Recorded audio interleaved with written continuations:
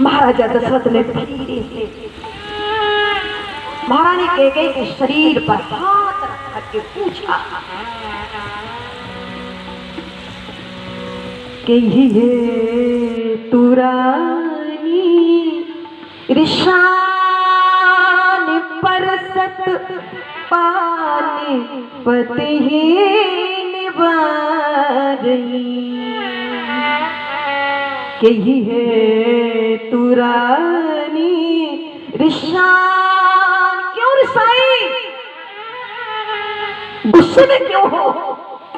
क्रोध का कारण, गुस्से का कारण कही है तू रानी ऋषान परसत पानीपत ही निवारई मालहु सरोस भुवंग भामिनी विषम भाति निहारई। तुलसीदास जी महाराज की लेखनी का कमाल तो देखो भैया, गजब लिखा। मालहु सरोस भुवंग भामिनी, जैसे शरीर पर हाथ रख करके पूछा देवी क्यों रिसाई? तो जैसे एक सर्पणी खाना लगाने के लिए, खाने के लिए दौड़ती है, डक मारने के लिए दौड़ती है, उसी प्रकार से महारानी कैकेयी ने महाराजा दशरथ को धक्का दे दिया। तुलसीदास जी महाराज ने कहा यह तो सर्पणी है, सर्पणी की मां भरत की माता को दे दी, क्योंकि जाके प्रिय न राम कहते अजूताई कोट बैरी जब जब परम सनेही जाके प्रिय न राम कहते। सर्पणी है एक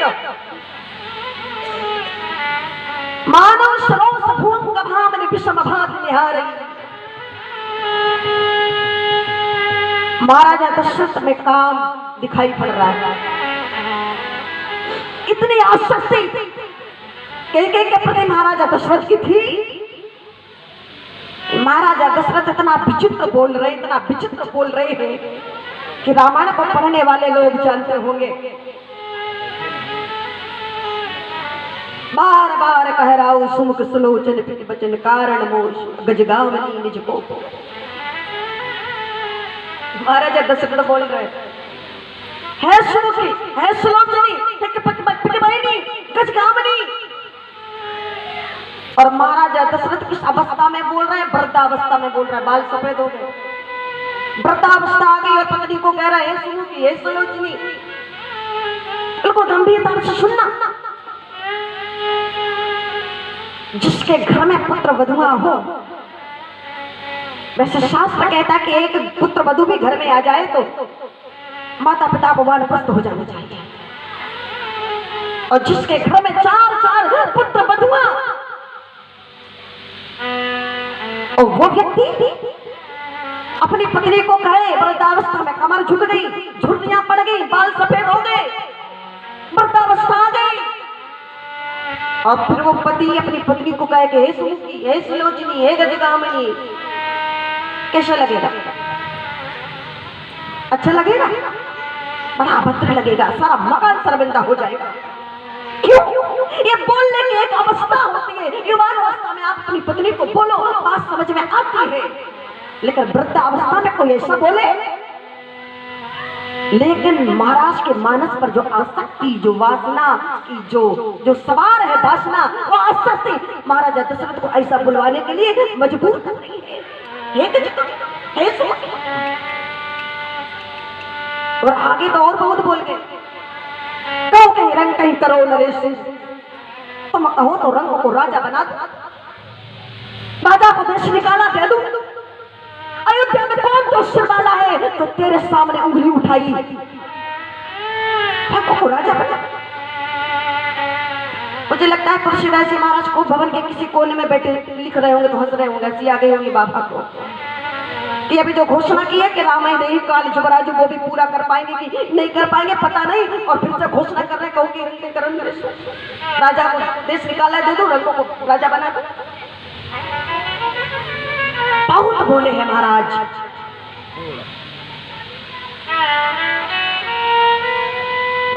तेरे रूठने का कारण, तेरे क्रोध का कारण।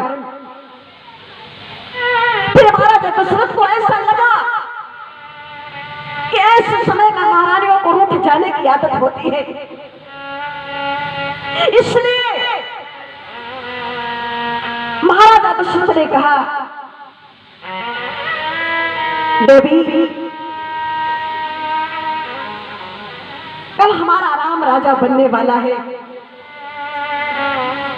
और तुम्हारी भी बड़ी इच्छा थी कि हमारा राम अयोध्या का राजा बने, इसलिए आज ऐसे शुभ अवसर पर मांगो तुम्हें क्या चाहिए। महारानी कैकेयी ने कहा मांग मांग, तो आप कई बार बोले कभी दिया है क्या, कभी दिया है नहीं पता।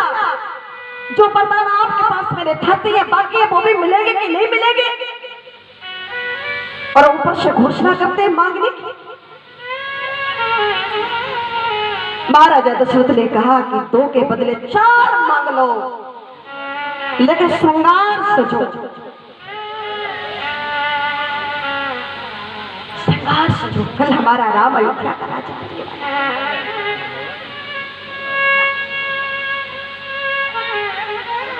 और आज महाराजा दशरथ ने कहा मांग लो तुम्हें जो चाहिए, हम रघुवंशी है और रघुवंशियों की परंपरा है, रघुवंशियों की परंपरा। रघुकुल रीत सदा चली आई,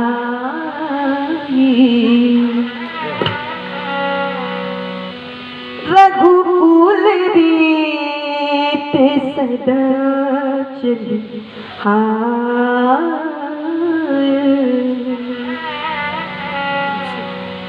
दिन में 10 बार जो वचन तोड़ता होगा उसको भी ये चौपाई अंदर से पसंद है। जो हजारों बार दिन में झूठ बोलता होगा उसको भी ये चौपाई पसंद है। कितना सख्त भरा हुआ है इस चौपाई में।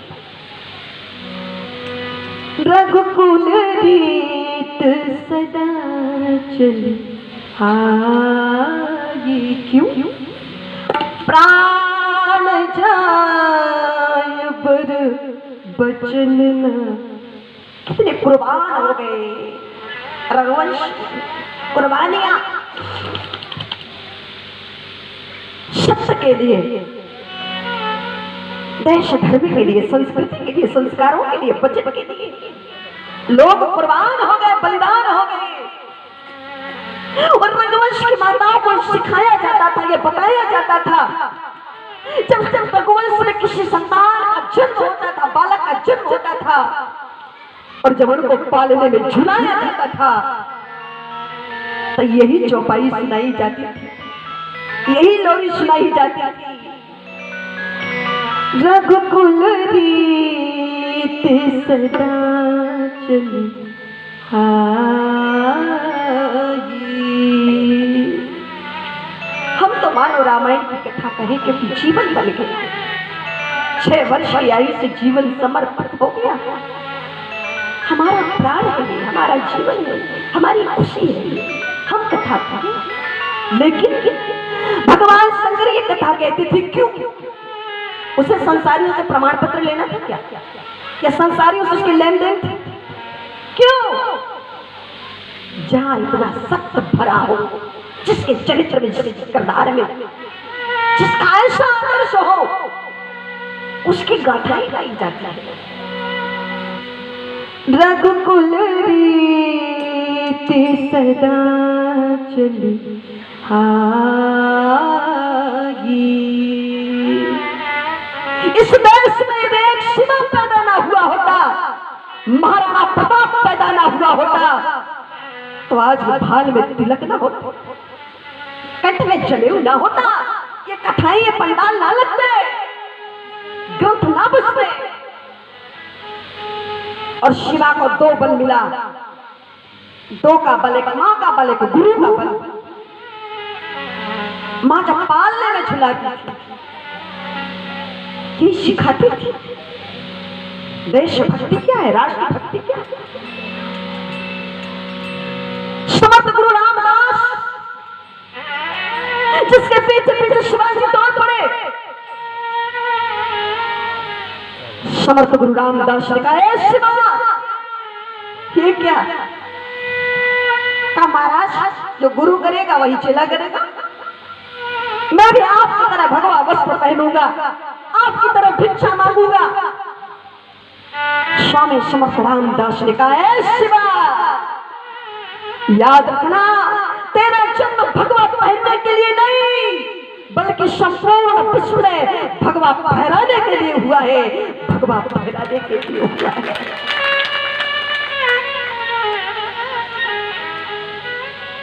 अंतिम क्षण है भगत सिंह के। मैं बात बता दूं, फिर कथा की ओर ले चलती हूँ। इस भारतीय संस्कृति की आन बान शान को रखने वाले सरदार भगत सिंह,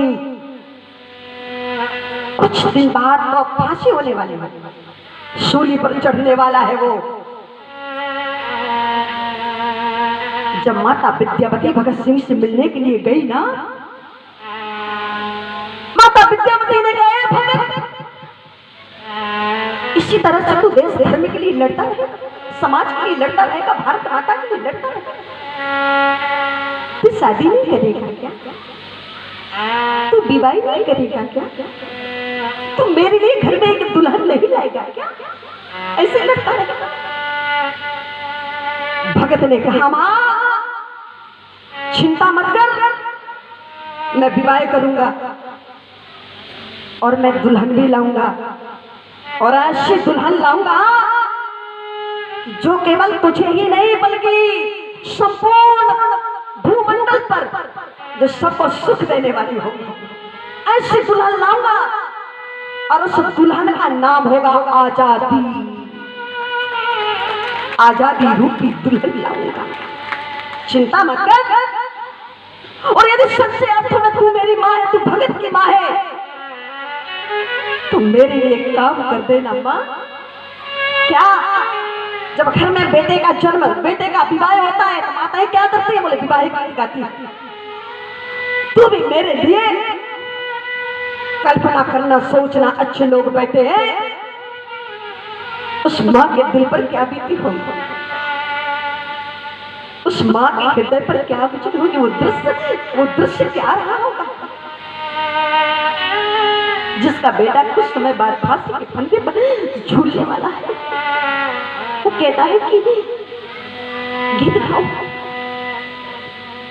पीछे कदमों से दौड़ी चली आई घर, बाहरी भारत की वसुंधरा में जन्म लेने वाली माँ विद्यावती ने अपने पड़ोस में बुलावा भेज दिया।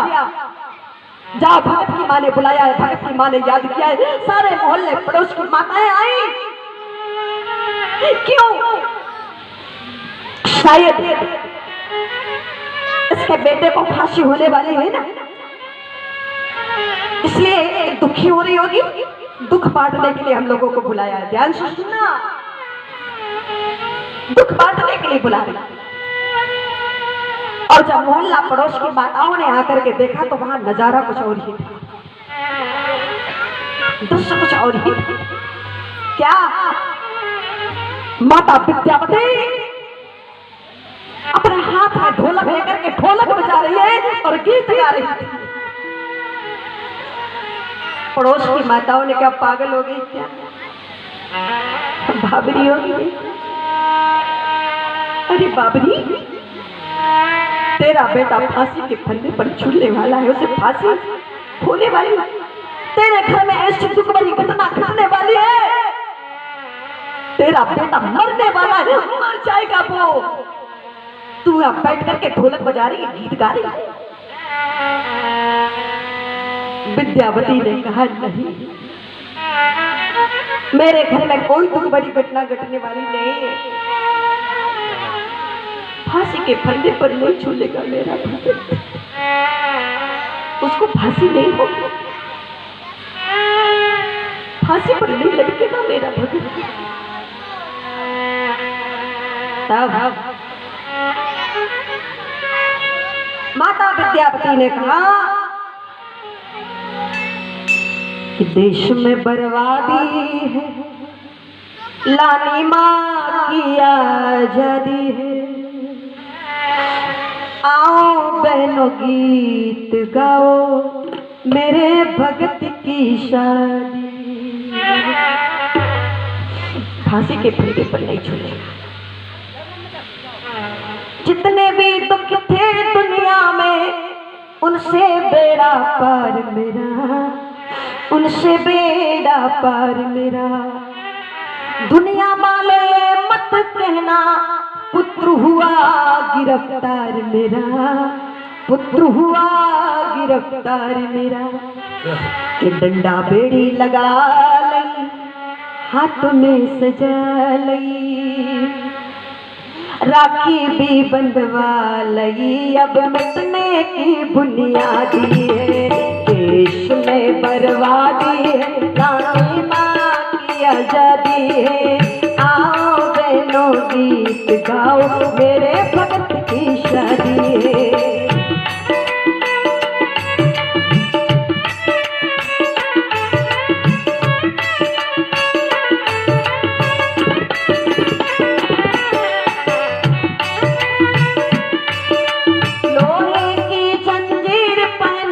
चपरासी ने पकड़ी है, चपरासी ने पकड़ी है।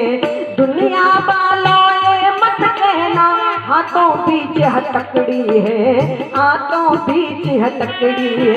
ये बंधा कंगना हाथ में, गोरे गोरे गात में, जाएगा बारात में, बरातियों का हाथी है। देश में बर्बादी है, लानी माँ की आजादी है। आओ बहनों गीत गाओ, मेरे भगत की शादी है।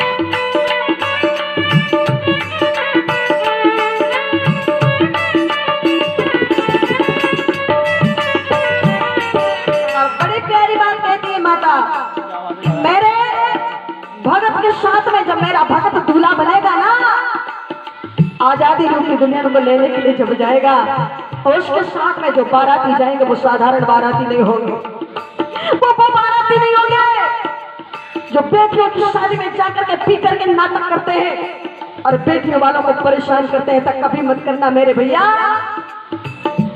मेरे भगत के साथ में जो बाराती जाएंगे वो साधारण नहीं होंगे। और राजगुरु सुखदेव भगत के साथ बराती जाएंगे, साथ बराती जाएंगे। राजगुरु सुखदेव भगत के साथ बराती जाएंगे, साथ बराती जाएंगे। साथे रिश्तेदार भगत को फांसी हार पहनाएंगे, फांसी हार पहनाएंगे। चलो देवी होगा देर हो रही है जाने को, चलो बारात चढ़ाने को, जो बहन दुआ बरसाती है। देश में बर्बादी है, लानी माँ की आजादी है। आओ बहनों गीत गाओ, मेरे भगत की शादी है। देश में बर्बादी है, लानी माँ की आजादी है। आओ बहनों गीत गाओ, मेरे भगत की शादी है। और जिस समय सरदार भगत सिंह को फांसी होने लगी, आगे आगे सरदार भगत सिंह, पीछे पीछे माता विद्यापति, उसके आंखों में आंसू भरे हुए थे। माता विद्यापति से कहा कि बहन तेरे आंख में आंसू, शायद इस बात को लेकर के आ गए तू सोच रही है कि मैं अपने हाथों से अपनी बंदा का गला घोटने के लिए जा रही हूँ।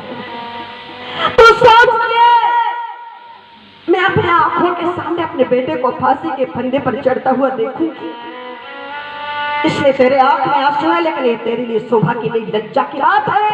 तू रो मत बहन, एक वीर की भगत की माँ होकर तू रोती, तुझे शोभा नहीं देता।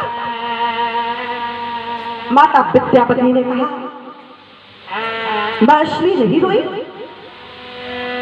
कि मैं अपने आंखों के सामने अपने बेटे को फांसी के फंदे पर चढ़ता हुआ देखूं।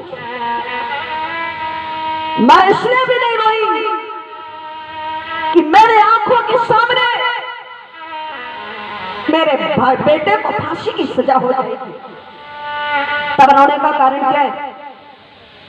माता विद्यापति ने कहा मैं तो ये सोच रही हूं यदि परमात्मा ने भगत की तरह मेरे उन तीन बेटों को भी भगत की तरह यदि बना दिया होता तो मैं उनको भी राष्ट्र पर चढ़ा करके मैं बनने का गौरव प्रदान करती। मैं बनने का गौरव प्रदान इस देश में ऐसी ऐसी माताएं, रघुवंश की परंपरा, शुद्धोष दोष निरंजनोसी, लोरिया सुनाती, गीता के मन मन चौपाइया, श्री रामचरितमानस। आज महाराजा दशरथ कहते हैं हम रघुवंशी, मांग लो क्या चाहिए, क्योंकि रघुकुल रीति सदा चली आई, रघुकुल रीति सदा चली आई।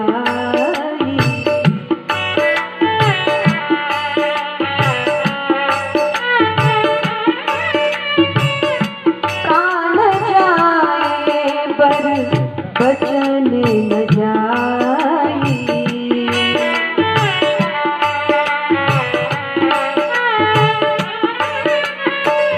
प्राण जाए बचन न जाई।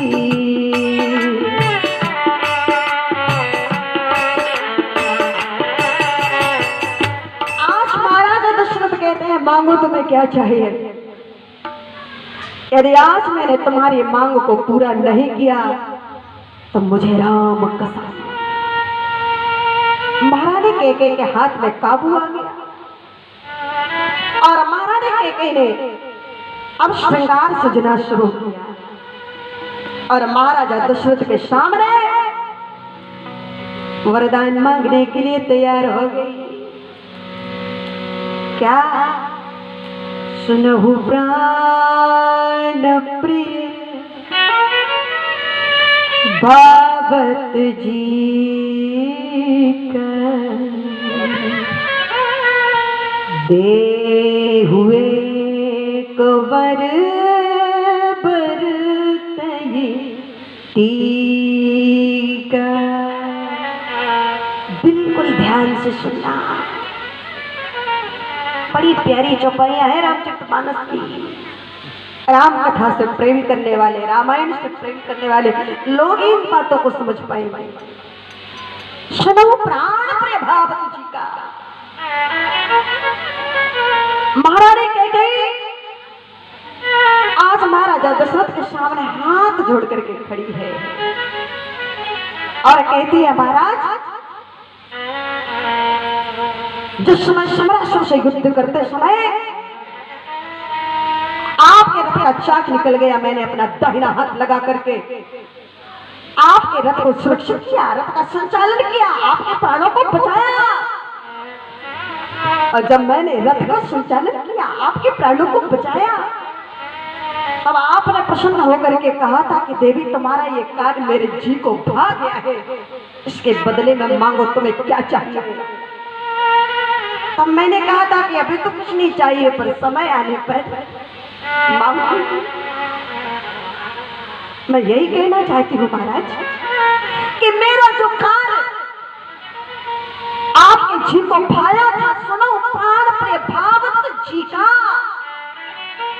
मेरा कार्य जो आपके जी को भाया था उसके बदले में दे हूं एक बार भरत ही टीका। मेरे बेटे भरत को अयोध्या का राज्य मांगा हूं दूसरा बरकर जोड़, दूसरा वरदान भी मैं दोनों हाथों को जोड़ करके मांगती,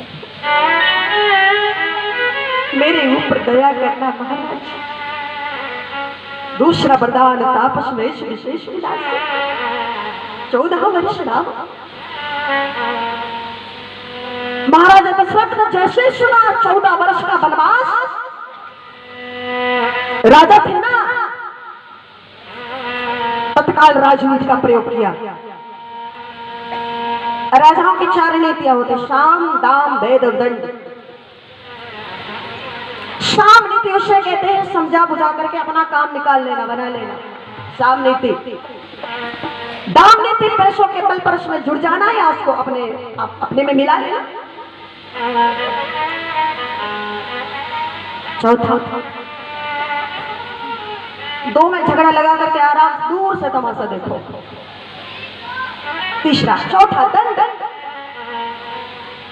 इसलिए महाराज दशरथ राजा थे, पहली नीति का प्रयोग किया, साम नीति का प्रयोग किया, समझाया। देवी जिस राम के लिए 14 वर्ष का वनवास मांग रही हो ना, उसके लिए तो सारा संसार कहता है, सब कोई कहे राम सुधि साधा।